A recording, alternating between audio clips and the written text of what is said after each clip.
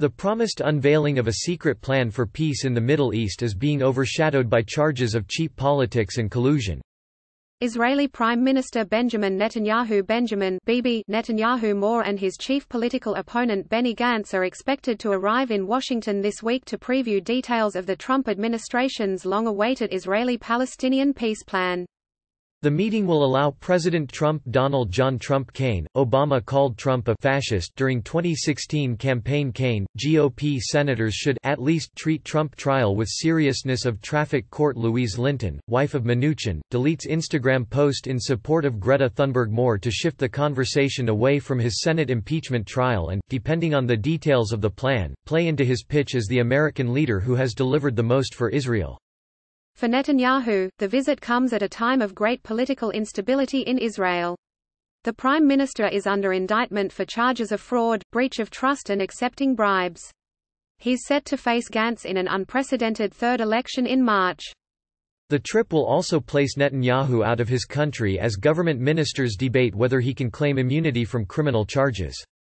The timing is very suspect, said David Makovsky, a senior fellow at the Washington Institute for Near East Policy who worked on the peace process as a State Department official in the Obama administration. It's the very day that Netanyahu is facing the start of a Knesset proceeding that will decide if he has immunity in the face of 3 corruption indictments. That cannot be coincidental. Netanyahu's corruption scandal is weighing heavy on the minds of voters, who are just as likely to vote against the incumbent over sheer exhaustion of the chaos surrounding the prime minister's office. But a candidate's foreign relations experience carries a heavy weight for a country that is constantly fighting against isolation, and Netanyahu has expertly promoted his friendships abroad.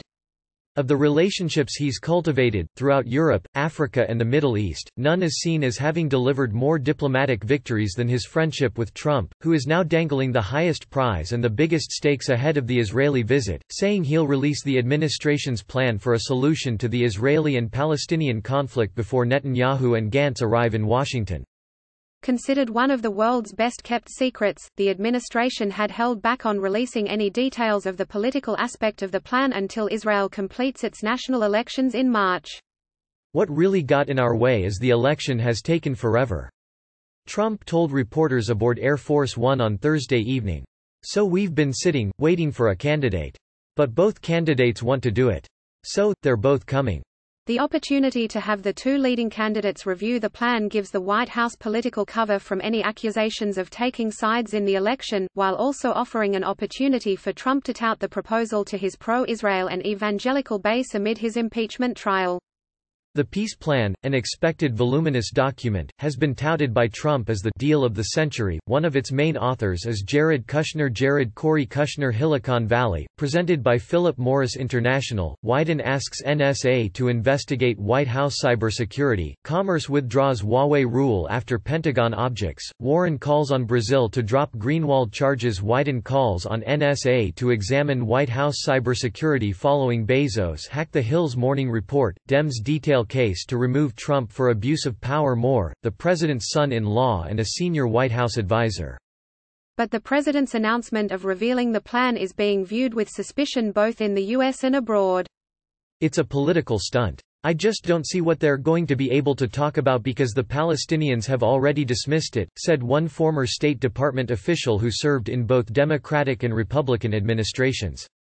It's probably just going to be another effort to highlight and show how committed to Israeli security the administration is and how it's going to shape its conception of a peace process that's all about securing the State of Israel.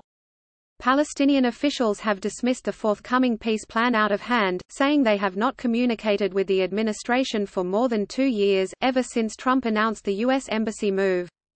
They did not speak with any of us, Chief Palestinian negotiator Saeb Erekat told TheHill. We do not speak to them. They continue reading Netanyahu's scripts, he added, relating the feeling among Palestinians that the administration is biased toward the Israeli Prime Minister. They think they can dictate to us, Erekat said. No way. Gaith al-Omari, a former advisor on peace negotiations to the Palestinian Authority and senior fellow at the Washington Institute for Near East Policy, said the timing of Trump's announcement is off-putting to Arab leaders who would be needed to garner wider support for the plan. Because of the timing, it's very hard to escape the impression that this is a move done specifically to impact the Israeli elections, he said. It makes some Arab leaders reluctant to get into a process that is less about policy and more about Israeli politics and, frankly, it makes it look less credible as the U.S. presents the plan at this particular date. To the Israeli public, the peace plan announcement has reinforced the strong bond shared between Trump and Netanyahu while also heightening suspicions that the American president often delivers policy changes at political advantageous moments for Israel's prime minister. It may be an advantage if you support the prime minister and obviously, for the other side, people are looking at it as an unwelcome intervention, said Tal Schneider, an Israeli diplomatic and political correspondent for Globe's newspaper. Trump's highest-profile foreign policy accomplishments have often centered around Israel. In one of his first major acts as president, he moved the U.S. Embassy from Tel Aviv to Jerusalem. Other moves included recognizing Israeli sovereignty over the Golan Heights, viewed as occupied Syrian territory by the United Nations, and updating U.S. policy that Israeli settlements in the West Bank are legal, against international opinion they are illegal. Those two steps were sold as political victories for both Trump and Netanyahu, who has campaigned on the idea that he has delivered policy changes based on his close relationship with Trump. The upcoming White House visit, slated for Monday, has been portrayed as Netanyahu exercising influence over his relationship with the Trump administration, with Vice President Pence saying Gantz's invitation came only at the insistence of the Israeli Prime Minister. Gantz, head of the Blue and White political party and a respected former military general, held off on immediately accepting the White House invitation, announcing on Saturday his intention to meet Trump on Monday. I have decided to accept the invitation extended to me by President Trump and meet with him in person, this Monday, as the leader of the largest party in Israel, Gantz said. Despite 2 rounds of political deadlock in successive Israeli elections, in April and September, Gantz has proven the greatest challenger to Netanyahu's record-breaking hold on power. The Blue and White Party has received the majority of votes among Israeli voters, albeit only a small lead over Netanyahu's Likud party. Yet the key to forming a government is rallying disparate political parties into a ruling coalition, a task that both Gantz and Netanyahu have failed to achieve. Heading into the March election, polling has shown even more support for the centrist Blue and White Party and over the increasingly right-wing Likud. Part of the reason behind the close race are the candidates' remarkable similarities. Both are considered military heroes, and Gantz's ideas for Israel's way forward are not dissimilar to the country's direction under Netanyahu.